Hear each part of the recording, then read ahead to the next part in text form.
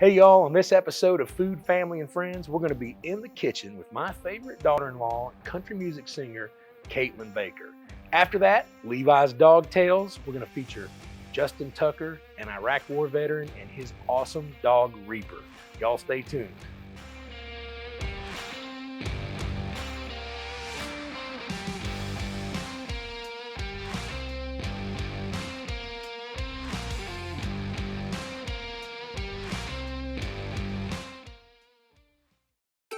At Ingles, we know the ever-present struggle of, what am I going to make for dinner this week?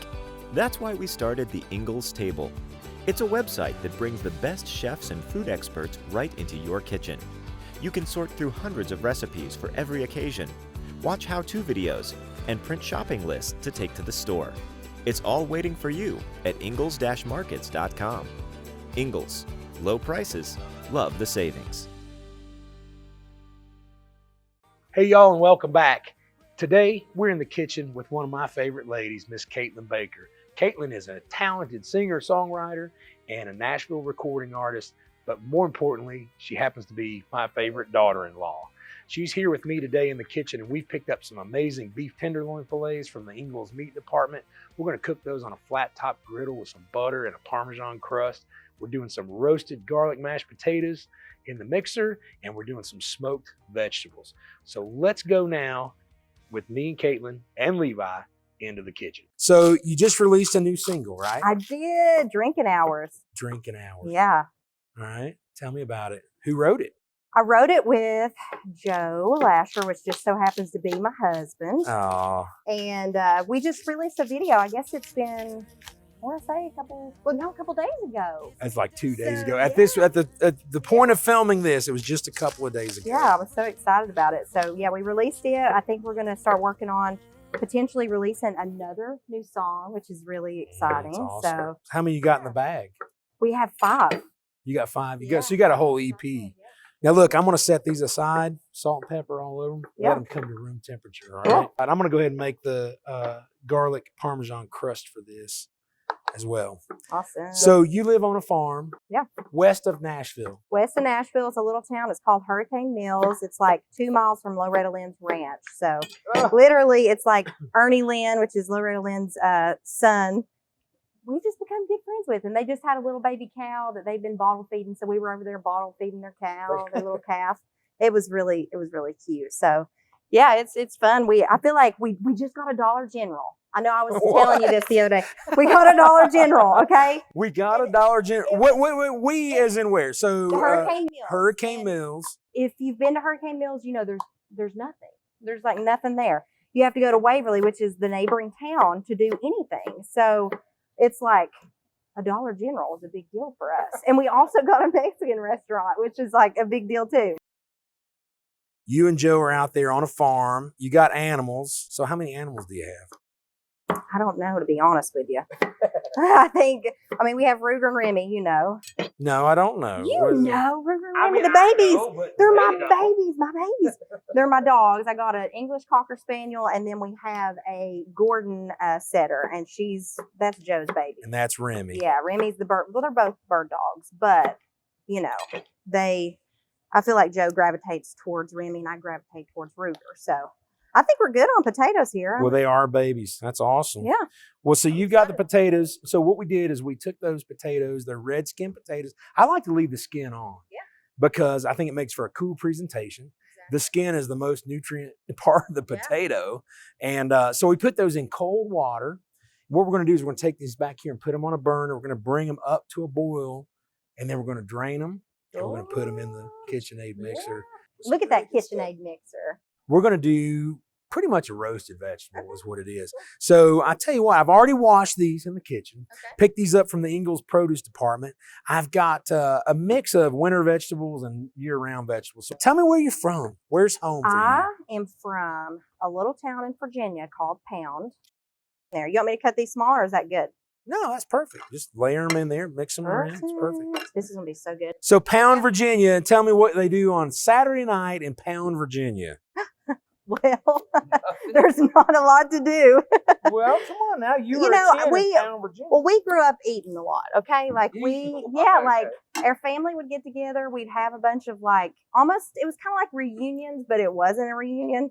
And we would basically just like break out the guitar, the banjo, the fiddle, like whatever. And we just have fun and we'd play music and, you know, just kind of enjoyed each other's company. So we've got our vegetables going on the smoker. We've got our potatoes going. We got these fillets. They've come up to room temperature. I mean, you can see how that salt and that pepper kind of draws that moisture out. What we're going to do is take this to the grill. We're going to sear it on all sides on a hot side of the grill, and then we're going to move it over to the side of the grill. I should say griddle, to be honest with you. I'm excited to see this though because I don't make steaks, so this is exciting. Well, you know, I love my Weber grill. I love my charcoal. I love my Traeger smoker. But I wanted to show tonight a quality piece of meat on a Blackstone griddle. Because a lot of people don't think that you can do it. And everything that you see tonight, you can do in a cast iron skillet on the top of your stove. But I love my cast iron. Well, I do too. Yeah, everything's in cast iron. So this was a mixture of Italian breadcrumbs, Parmesan cheese, garlic, and butter. So I pulled these off. Yeah, these are like perfectly around 110, 115 degrees, so which makes them nice and rare. We're going to put these on the smoker. If you don't have a smoker, you can put it into your oven at about 375 to 400 degrees. We're going to just let that cheese, that kind of crust on there, and we'll pull them right off. I'm ready to eat. Yeah, I'm glad. All right. So while we do that, we've got our red skin potatoes ready to roll. Ready? Bam. That's hot. These mashed potatoes are going to be my favorite thing. That's super hot. Here we go. All right. So we got those in. Now, I roasted garlic a little bit earlier. Now, to roast garlic is super simple. Just cut the top off of it, sprinkle some olive oil on there, and put it in the oven at about 400, 375 for about 40 minutes. So we've got our potatoes in. So you can see that they're nice and squishy. We're going to smack. Hey, squishy. Is that not a culinary term? They're nice and squishy. Kaitlyn Baker. Kaitlyn Baker. Look, this is all about the garlic. Tell me about this KitchenAid mixer. I just so happened. Okay, so Michelle, my mother-in-law, she was literally beating whipped cream. Like she was trying to make whipped cream and she was doing it by hand in the kitchen for Christmas. And I was like, I wanted to tell her so bad that I got her a KitchenAid mixer for Christmas. Well, both of y'all. Wow. And I was like, so excited about it. So yeah, that was your all's Christmas present. I hope you love it. Well, I absolutely love it. Well, listen, we're making some garlic mashed potatoes tonight. I do love mashed potatoes too, though. Okay. Well, we're doing it. And look at this mixer go. So all I'm doing is putting heavy cream and butter in with these potatoes. And we are whipping these suckers right up. And I mean, look at that. Yeah, that's going to be so good. Shablam. I think we need to add some salt and pepper. Oh, we got butter too. And a lot more pepper. This is our kitchen, so I'm going to do this. Pretty solid. Pretty solid? At Ingles, we have a very special family. A family of farmers, ranchers, and dairymen. Clerks, butchers, and bakers. Deli workers, pharmacists, and florists. We work hard every day to bring you the very best. And we'll continue to wake up every morning and work as hard as you do. This is our town, and we built this community together. Ingles, your neighbor for over 50 years.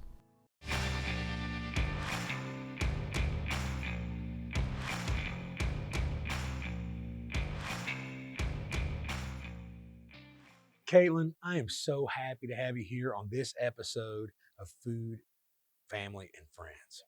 Look at this beautiful meal that we got. Listen, before we dig in, I got 5 questions, okay, to get to know Kaitlyn Baker. Okay. All right, you ready? If you could live anywhere in the world, where would it be? Where I'm at right now, Hurricane Mills, Tennessee. You love where you are right Yeah, now. we have great neighbors, and it's a good little town.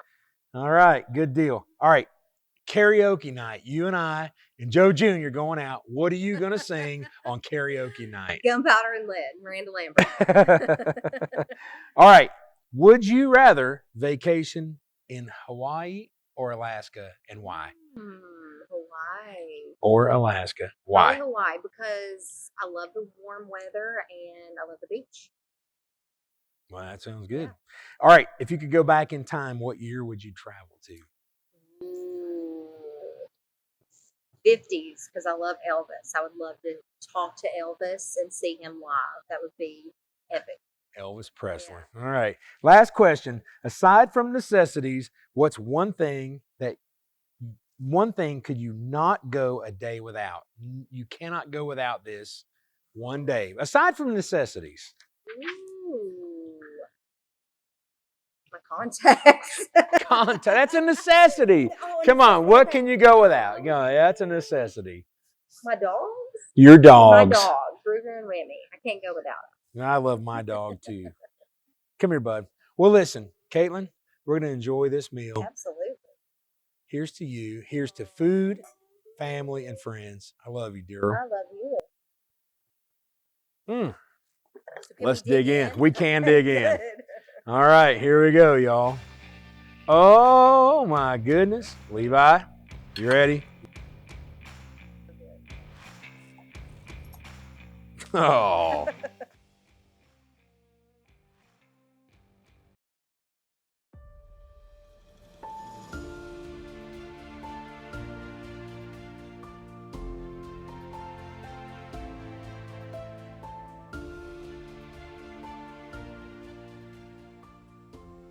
So Levi and I want to introduce you to a great friend, Justin Tucker, and his dog, Reaper.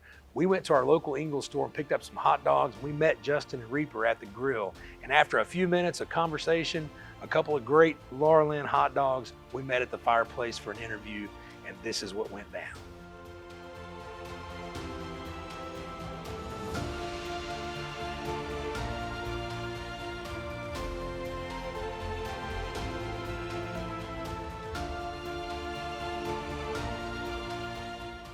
Let's talk a little bit about your time in the service, Justin, and tell us about when and where and how Oh, you ended goodness. up. Well, it started about 2005 when I graduated from high school. It was either go to college or join the military. And unfortunately, I did not have the college funds or the scholarships to get in. So went to the local Army recruiter and got recruited to be 11 Bravo Infantry. And from September 21st, 2005, I went to Fort Benning, Georgia, and became an infantryman. Wow. How was basic training? It was culture shock. Was it? Yeah. Because you're a small town boy, right? I am. I'm here from the mountains of western North Carolina, and we went down to Fort Benning, Georgia. Had literally like a culture shock. We left the mountains and went into kind of the flat hills, the sandy hills, the sand hill of Fort Benning, Georgia. Right. And so you're infantryman there, and then that was kind of a tough time and that was an active time to join the military. Yeah, unfortunately, during 2005, that was during the height of the Iraq-Afghan war. So how long were you in? I mean, Man, I was in probably for I'd say about 3 years and 19 weeks. Unfortunately, I was not able to finish my enlistment tour duty. I was medically discharged. Unfortunately, being blown up in Iraq by a hand grenade, I suffered a multiple traumatic brain injury, and which kind of prevented me from continuing my career in the service. So now I'm home as a veteran. Did that lead to your request, maybe, right? How did that lead to? I was going to the VA for treatment as a veteran, and one day waiting in a lobby for my appointment, there was an older veteran with like a Labrador service dog, a lab, and I thought that was the coolest thing because sitting across from him, I'm seeing a dog hanging out with him, and I thought that was like the coolest thing ever. And I went to my doctor and asked, "Can I get a service dog?" And at that time, 8 years ago, PTSD and TBI was not really considered a diagnosis for having a service dog. As of today, a PTSD service dog is highly sought after. So unfortunately, leaving the office with no satisfaction, I kind of went and found a puppy on my own. I went to Craigslist and found $100 puppy for sale and went and picked up what was now a Roxy, a little Roxy puppy. And I train that dog every single day as if I would, raise a child. This is how I thought a service dog should be, and that's just how I trained her. And it was the coolest thing I've ever done with an animal. The Ingles advantage isn't just about savings or the best quality food for your family. It's more than that. It's the advantage of being a part of a community. That's why we provide over 2 million pounds of food every year through regular donations and programs like the Ingles Giving Tree, Food for Thought, our turkey giveaway, and the Ingles Fill a Backpack program. It's the right thing to do, and we know you do the same. Ingles, your neighbor for over 50 years. Was Roxy a certified service dog, or how did you? With Roxy, I trained Roxy to the best of my abilities, and then once it got to a point to where I needed to get that quote unquote some type of certification from her, I went to a local dog training company here in Asheville, North Carolina, and from there, they're the ones to progress Roxy, I guess, to that next level, that to get that paper certification. And then that's where Roxy became an official service dog program graduate, and just skyrocketed from there. So we're talking a lot about Roxy, and you've seen some photos online. I'm sure we've panned some photos, and that she was an amazing dog. She actually went on to, she was recognized, right? Roxy actually was recognized through the American Humane. She actually won the 2018 American Humane Hero Service Dog of the Year award. Roxy was the first ever bully pity mix to have ever won that award throughout the United States. And for a hometown boy like me, and to have a nationally recognized dog like Roxy, it was way overwhelming, because I was just a veteran with a dog, and now Roxy's a national icon. Talking all about Roxy, but we've got Reaper right here, and he got to spend a lot of time with her, right? So tell us about Reaper and maybe he had some big shoes to fill with Roxy. Oh, Reaper has some big shoes to fill, and I don't know if he ever will, but Reaper was with Roxy for about 3 years.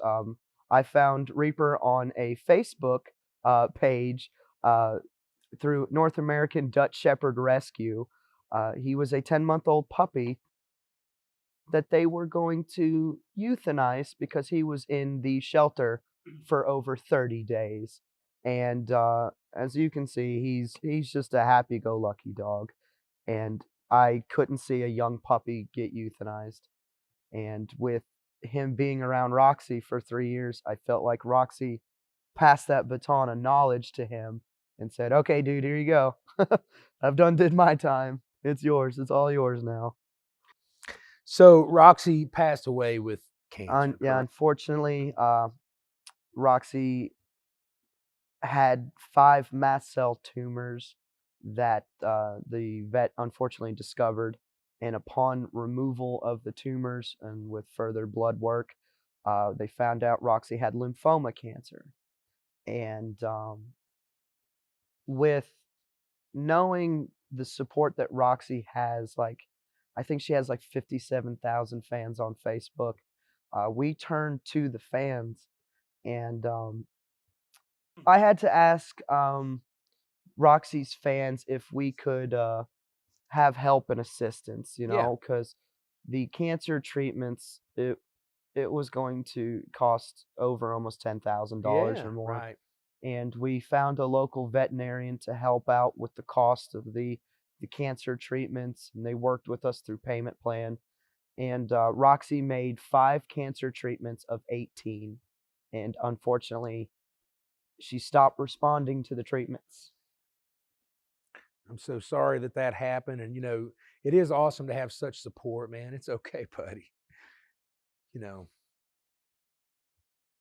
they are family, aren't they? Oh, You know, and to watch Reaper watch you right now, he can tell that something's, and it's hard because I know, touch. yeah. I know Reaper will never replace Roxy. It'll never happen. I'm sorry. That's okay. It's okay. But he's a good boy. And look, he knows that his pops needs him right now. And that's, you know, I think, and this is a good, for a moment, you know, let's talk about the service and what he does for you, Justin. All right. So even right now, what Reaper is doing, he's doing what we call a PTSD disruption. As you can see, he's doing deep pressure tissue compression to where he's basically putting all his weight on top of me. As you can see, he's profusely licking. What he's doing is providing a distraction to where I get out of my feelings pretty much and focus on him. He's basically telling me, come back, come back to reality. It's okay. Because it is hard, I mean, being an Iraq war veteran with severe PTSD and losing my number one service dog ever, it's hard. It's like losing a child. And not saying that Reaper is not the greatest thing since, Ingles sliced bread, but, he's doing what he needs to do. He's providing that comfort, and that he's not replacing Roxy, but he's filling that void. And, well, they do leave, and no matter what, wherever, if you're an animal lover like we are and a dog lover like we are, they leave a mark. Yeah. And unfortunately, they forever lasting us. impression. Yeah. But the good thing is that you had so much time with her and he had so much time with her. And what a great dog. And, a lot of it, again, is back to the training. So how he's responding to you is somewhat natural and been trained. But I want to talk a little bit about, let's turn this around a little bit to your training, because that's how I really met you. As I had Levi. Everybody knows Levi. And, you really helped me get started with him and his obedience training and all. Tell me a little bit about the training that we know what you did with Roxy and what she meant to you. We know how you're doing with him. I've watched him work. We've got some amazing footage that we've been rolling of you working with him. Tell us about your dog training and how you got into that, for doing that for other people. Pretty much just going out to local places like a Waynesville skate park, or people see me constantly at Lowe's. I like to take my dogs out to public places and train. You can get more exposure and, obedience out in public than you can at home. And some individual at one time asked me if I could do the same thing with their dog. And they pretty much handed me the leash to their dog. And I said, okay, I'll try it.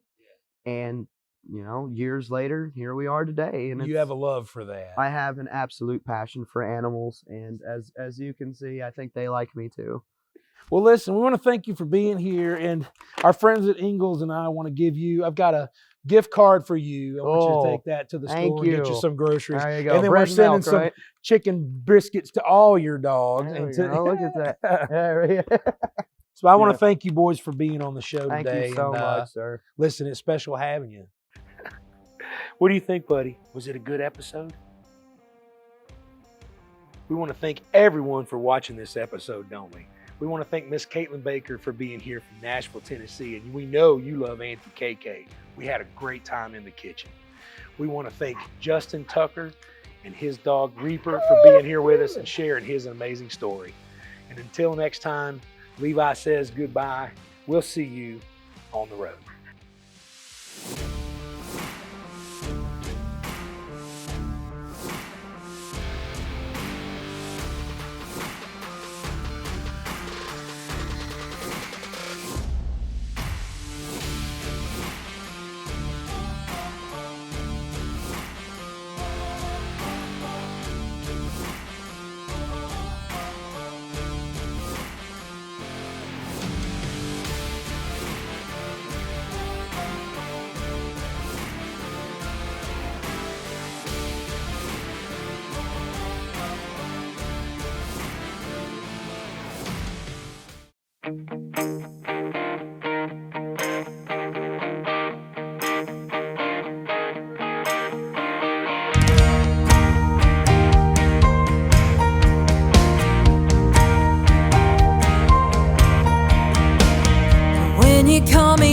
during drinking hours, like you're doing right now. What a convenience to our broken hearts that I just threw a glass of red wine down. Let's be honest, this ain't the first time that we've let these feelings unfold. But we're no stranger to walking that line, so I pick up the phone and we sound like, baby, I miss you, yeah, I miss you too. You're always on my mind, no matter what I do. Guess my lonely don't wanna be lonely. We could change it tonight if only I said, baby, come over. You say you're on your way, then I make up for all mistakes. One kiss and we're back where we started before. When you call me during drinking hours, it gets me double thinking twice that I take a break, baby, for the better. Wasn't for the better, no, it wasn't right. 'Cause baby, I miss you, yeah, I miss you too. You're always on my mind, no matter what I do. Guess my lonely don't wanna be lonely. We could change it tonight if only I said, baby, come over. You say you're on your way, then I'll make up for all mistakes. One kiss and we're back where we started before.